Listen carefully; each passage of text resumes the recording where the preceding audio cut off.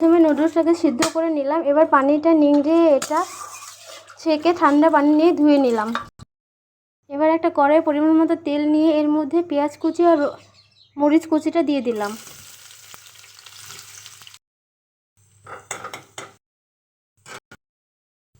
এবার এর মধ্যে দিয়ে দিলাম ডিম,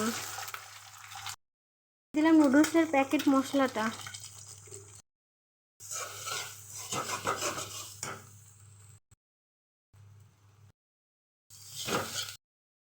তেল দিয়ে দিলাম।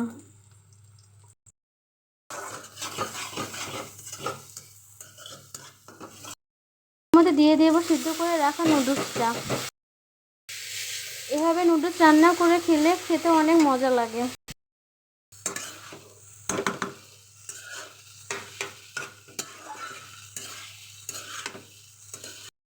এভাবেই তৈরি হয়ে গেল আমাদের নুডলস রান্নার রেসিপি। আমাদের ভিডিওটি ভালো লাগলে লাইক, কমেন্ট, শেয়ার করতে ভুলবেন না। আমাদের চ্যানেলটা সাবস্ক্রাইব করে পাশে থাকবেন। আসসালামু আলাইকুম।